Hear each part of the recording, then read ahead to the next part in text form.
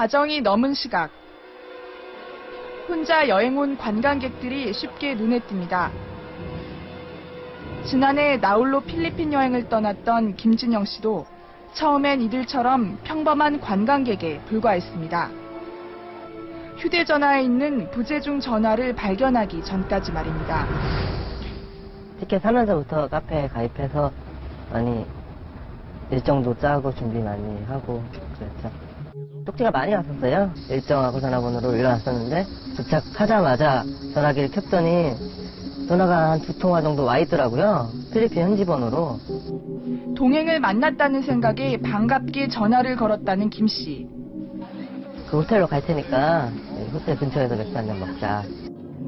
동행자와 자연스럽게 만나 술자리를 가졌고 그의 제안대로 승합차에 올라탔습니다. 한국 사람이 하는 그 술집이 있는데 별로 가서 내가 먹던 술이 있으니까 같이 먹지 않겠냐. 뭐 괜찮을 것 같다고 했더니 그럼 한 20분쯤 있다가 이제 스타렉스가 왔죠. 그런데 친절했던 동행자는 순식간에 납치범으로 돌변했습니다. 목을 자꾸 때리더라고요.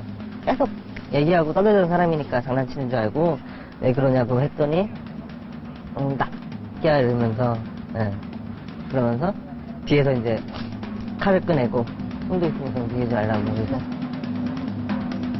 이들은 이런 방식으로 관광객을 유인해 납치한 뒤 은신처에 감금한 다음 한국에 있는 가족이나 지인들로부터 돈을 받아내라고 협박했습니다.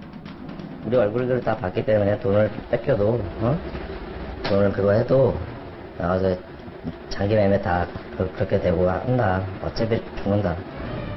여기다 피해자가 풀려나도 경찰에 신고하지 못하도록 약점까지 잡았습니다. 마지막 날은 이제 자기 신고 못하게 하려고 저한테 마약 비슷한 걸 줬거든요.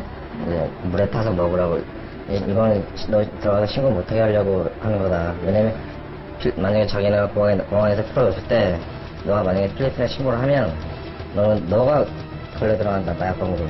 다른 피해자 같은 경우에는 성행위를 시킨대요. 촬영하고 하는데.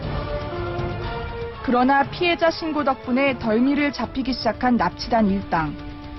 그리고 그들의 정체가 드러났습니다. 바로 5년 전 안양 환전소 여직원을 살해한 뒤 필리핀으로 도주한 최세용, 김종석, 김성군. 3인조 강도 살인범이었습니다. 인터폴의 공개 수배까지 돼 있었지만 한국인 관광객을 대상으로 버젓이 납치 행각을 벌여온 이들. 김원빈, 김원근 등 필리핀 현지 교민들까지 합류시켜 세부 마닐라 등지에서 최소 4년간 연쇄 납치 행각을 벌인 것으로 추정됩니다. 이들 납치단의 막내 김원빈은 지난해 12월 필리핀에서 붙잡힌 뒤 한국으로 돌아와 징역 10년형을 선고받았습니다. 김원빈의 판결문에 따르면 납치단에게 당했다는 피해자는 총 9명. 이들 중 8명은 돌아왔지만 단 한 명 돌아오지 않은 사람이 있었습니다. 지난해 9월 중순 필리핀 마닐라로 홀로 여행을 떠났다는 올해로 32살이 된 홍석동 씨입니다. 해외여행을 떠난 아들이 강도 살인범들에게 납치된 뒤 생사조차 알 수 없다면 어떤 심정일까요? 영화 속 얘기가 아닙니다. 1년에 한국인 관광객 수만 80만 명에 달하는 휴양지 필리핀에서 벌어진 일입니다. 올해 나이 32살의 홍석동 씨. 지난해 9월 이후 석동 씨의 부모는 납치범들의 협박에 시달리며 악몽 같은 시간을 보내고 있습니다. 과연 석동 씨에겐 무슨 일이 벌어졌던 걸까요? 지난해 9월 중순 필리핀으로 늦은 휴가를 떠난다며 좋아했다는 석동 씨. 그런데 여행 4일째 되던 날 석동 씨 어머니는 아들에게 이상한 전화를 받았다고 합니다. 어떻게 하다 보니까 현지 여자애를 하나 알았대. 그래서 술을 먹다 하룻밤을 같이 잤대. 그랬는데 그 다음날 미성년자라면서 그 부모하고 뭐 여럿이 쫓아와갖고 합의를 보자고 한대. 그래서 1,000만 원 있어야지 된다는 거야. 그러면서 진짜 단 한 번도 속을 썩인 적이 없어. 엄마가 돈 달라고 하면 속상할까봐 돈도 못 달라고 하대요.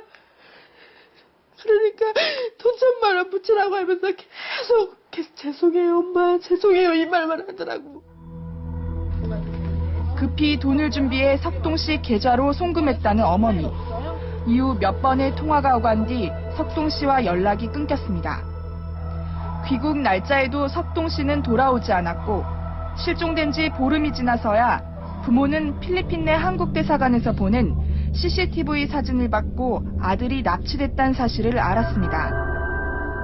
석동 씨의 현금 카드로 돈을 인출한 사람이 납치단 막내 김원빈으로 드러났기 때문입니다. 제발 이놈들이 아니기만을 나는 바랬어. 솔직히 속으로는 너무 악랄한 놈들이니까. 그랬는데 이 사진이 왔을 때도 모르고 나중에서 보니까 이놈들이라는 게 다 알고 나니까 이제 지금은 진짜 더 미치겠고. 여기에 또 다른 납치범 김종석은 지난해 11월부터 지난 6월까지 석동 씨 부모님에게 전화해 아들의 생사 여부를 빌미로 수차례 돈을 요구했습니다. 이 전화가 마지막 전화가 될 겁니다. 1,000만 원 준비해서 모두 달러로 준비하세요. 달러. 도대체 우리 아들이 어디에 있냐고요. 확실하게 알려주고 어디로 오라 이렇게 해야지. 제가 장난친 것 같아요. 나는 자식을 잃은 사람이야. 그런데 내가 지금 장난하는 거로 보여요? 알기 안 하네. 이건 안 되면은 이 거래는 어떻게 하겠습니다. 현지 숙박 기록이나 인터넷 여행 카페 기록 등 그 어디에도 석동 씨의 마지막 행적은 찾기 힘든 상황.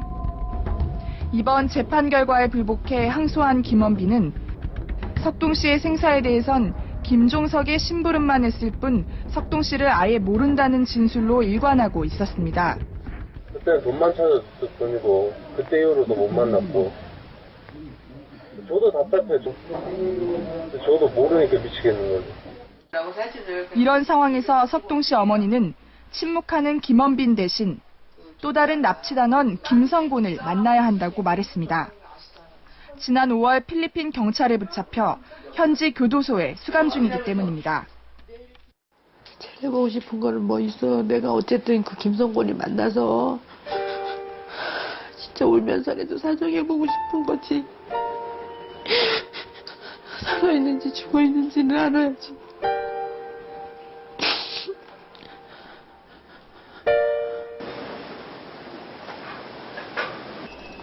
김성곤 역시 현재 석동 씨의 생사를 알지도 모르는 유일한 피의자.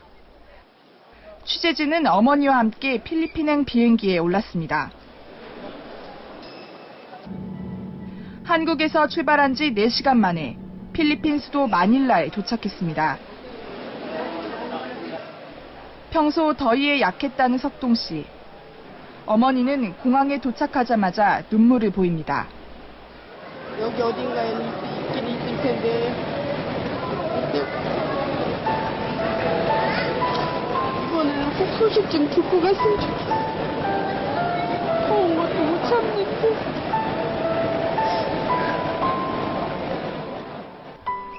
김성곤은 지난해 12월 김원빈과 체포된 뒤 혼자 탈옥해 다시 잡힌 상태라 일반 면회는 특히 장담할 수 없었습니다.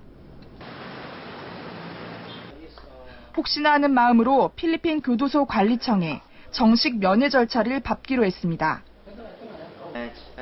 교도소 관리청 측은 석동 씨 어머니의 안타까운 사연에도 면회 원칙상 재소자인 김성곤이 거부하면 자신들도 어쩔 수 없다고 말했습니다. Don't worry, we'll help you.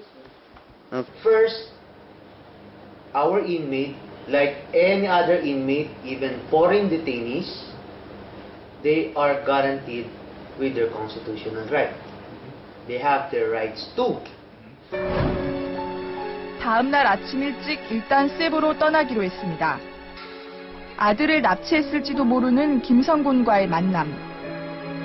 아들의 생사를 확인하기 위해서 화를 가라앉힐 수밖에 없는 어머니의 마음은 복잡하기만 합니다.